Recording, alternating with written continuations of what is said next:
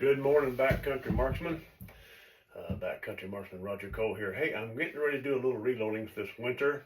Just going to get things kind of set up today and show you some of the different loads I've been working on. And down the road, stay tuned to Backcountry Marksman on the Rodger YouTube. I want to talk about some of the gear that really worked well for me this year and things and techniques that didn't work so well. I've got just have fine-tuned some things in my learning curve on getting out in the woods, getting set up in the mountains that's improved this year over last year. I want to share that with you. One of the things I'm going to do this year is load up another round of ammo, looking towards spring bear season and looking towards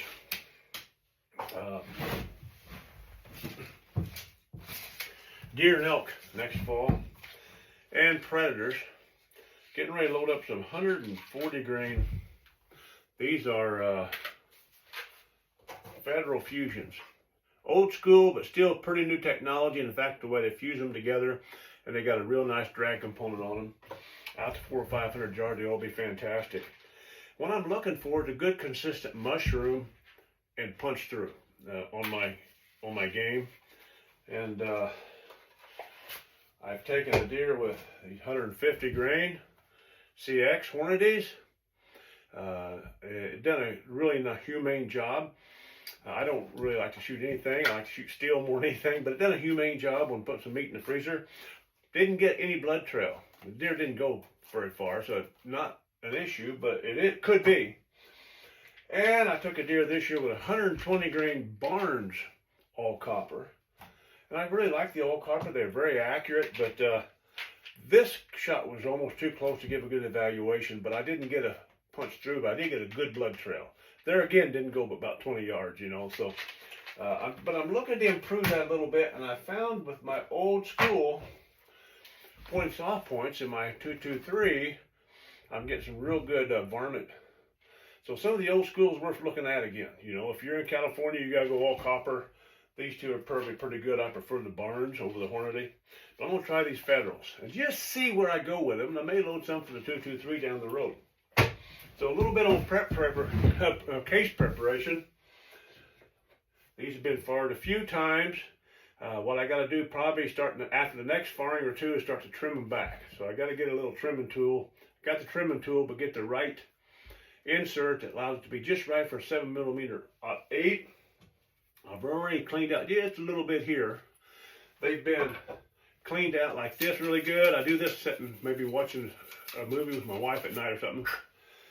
And polished up. I don't run them through the big buffing cleaning machines. I think it's better to let them build up this nice slick covering on the outside. It really makes for a nice case in a bolt action rifle especially. And then for lube, I've really found I've had some good luck with this Union case lube, which is, I guess, has probably been bought out by Hornady. But my Lee lube was letting me down on my larger calibers. Worked fine on 223, 556. It wasn't working. I was having trouble with cases trying to lock up. And I just like to let my fingers melt this on. And I'll tell you a little something I do. I like to put just a little bit, just on the edge of that case. Because that expander is going to go in there, and that could be a little tight. And this does not harm at all your powder. I'll clean it out anyway. Got my decapping die in here, and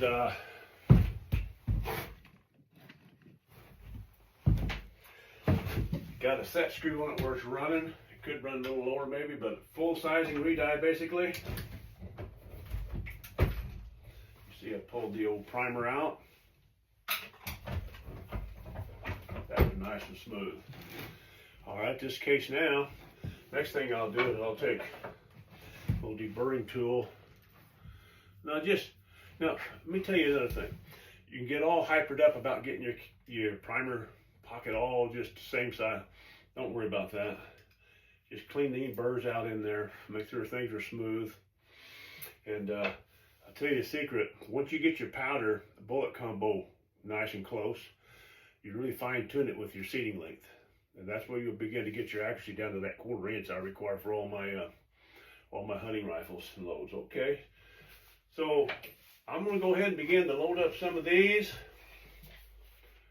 and I'll give you a report. I begin. What I'll do is I'll load, start out with, and I've got a powder. I'm in a mode of using what I got. You know, the budgets are tight for a lot of backcountrymen right now, so I've got a jug of big game here. I'll use big game. Start at 45 grains. I'll be using Starline brass. I really like it. Did get just a little bit of a hint, new set of calipers, all steel, and with the dial, stay away from electronic stuff. Anything you can stay away from electronic as a backcountry marksman, stay away from, and go with these. They're much more accurate, so you can count on them better than electronics, and you don't have batteries going dead. My electronic one couldn't handle temperature change, and out here in the Pacific Northwest, you're going to have temperature change, you know, and so this is much better. I'm happy for it. And I'll take you on the next stages as we work our way down through it. And I'll give you a good video showing you what my loads are. What I'm already shooting right now, these are shooting a real nice group. They're probably inside a 1/4 inch at 100 yards. That's the 120 grain mono, all copper Barnes. I'm also shooting some for predators, 110 grain. These are a Spear TNT. 7mm.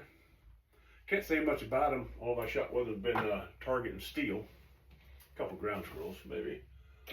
And then, of course, this was the 150 grainer right here. 7mm on 8 handles 150 grain just fine if that's what you're into, a longer, heavier bullet.